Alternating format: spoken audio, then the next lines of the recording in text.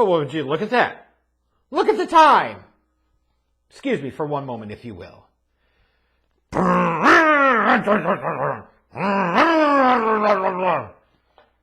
It's time, folks. It's time to fire up the tank. Because after all, we're talking about Bears football. Oh, boy. And what a special treat we have, don't we? We just got done watching that shit show on Sunday. What better way to reward us by making us turn around and have to watch this crap 4 days later, Thursday night in prime time, for the entire nation to have to suffer through. And you know what? America deserves this. And what's crazy about this is after last year's shit show extravaganza between these two teams, where the Commanders won 12-7, somebody in the NFL offices said, by Jove, let's run it back and do the same shit in 2023. Brilliant! Oh my God. America's going to have to suffer through 3 hours of Commanders football and most especially 3+ hours of primetime Bears football.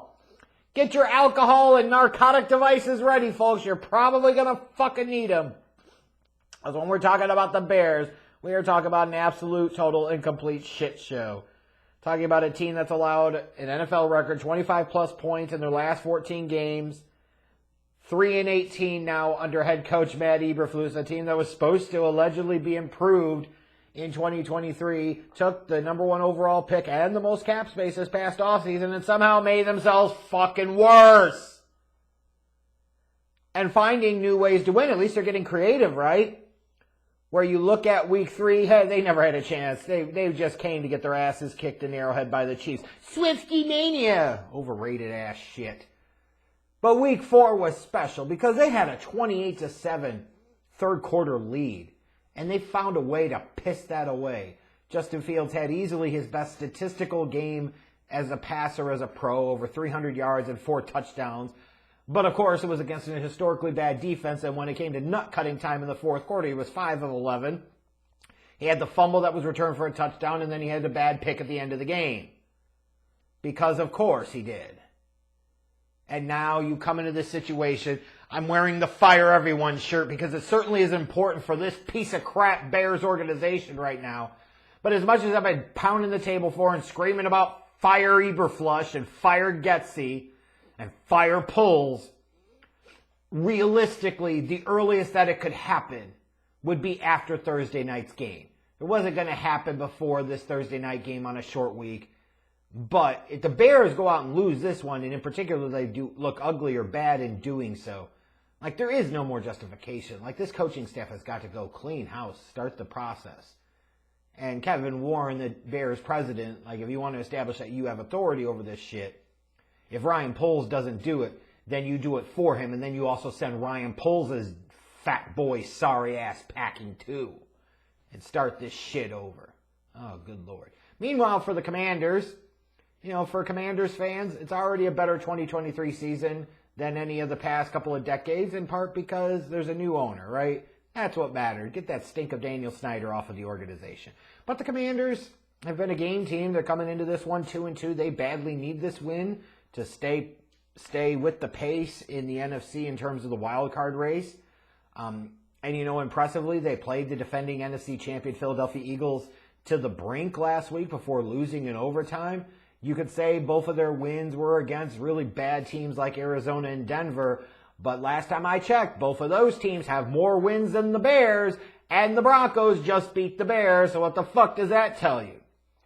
There's a lot of focus and attention right now on Sam Howell, certainly understandably so. He's the quarterback. This is a guy that they said, hey, we're going to give him a shot this year, former 5th-round pick. But as much as you can focus on him, the good and the bad, their defense is bottom 3rd in the league against both the run and the pass.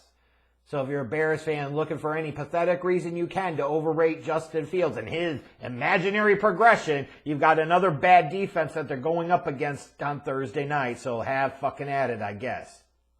But you could say for the Commanders, this could be a get-right game for their offense. Even though their offense has certainly overall been better than the Bears, you could say, well, they can have a chance to feast here on Sunday, and they certainly do. In terms of the injury report for this one, Tevin Jenkins is possible to return, which would be a big addition to the offensive line. However, Kyler Gordon and Braxton Jones are going to be out. They're on IR. Looks like Eddie Jackson and Jalen Johnson are both unlikely to play. And then for some reason, Chase Claypool is still taking up any space on the roster at all. Don't ask me fucking why. Another one of those putts, pulls, masterpieces. Yeah! King pulls, Giddy! Fucking A. Meanwhile, the Commanders appear to be relatively healthy going into this game. So, they certainly have the advantage in terms of having their full complement or relative full complement of players available to them relative to the Bears. In terms of keys to victories for both of these teams, for the Bears, not letting Matt Eberflus or Luke Getsy anywhere near the sideline on Thursday night would be a great place to start. That's not going to happen, unfortunately. So let's start off with 30-plus rushing attempts. The Bears are supposed to be a team that can really run the ball. The Commanders are not good against the run, so run the ball a lot. With Khalil Herbert, with Roschon Johnson, with Justin Fields. 30-plus rushing attempts. The Bears had 31 rushing attempts on Sunday against the Broncos, and it's no small reason why their offense looked better.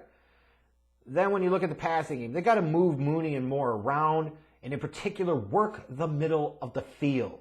Slants, crossers, there's too many times you watch the Bears and their route combinations and their play structures, and you just say, what the fuck is going on here?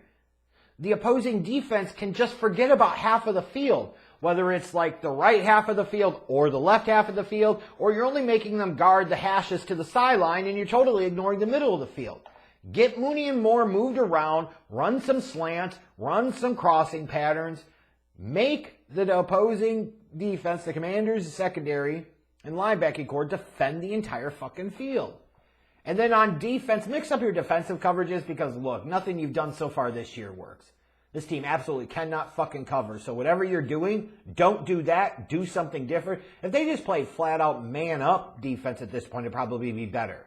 Even if that meant they were getting burned, they're getting fucking burned anyway, so what the hell's the difference? Meanwhile, for the Commanders, they got to attack the Bears' young corners on the outside because assuming Jalen Johnson's out, you're going to be looking at Tyreek Stevenson and Terrell Smith, a second and fifth round rookie respectively on the outside. You got to attack them. And then work over the middle of the field. The Bears through 4 games have established one thing. They're going to put $20+ million into the linebacking core because they're fucking idiots.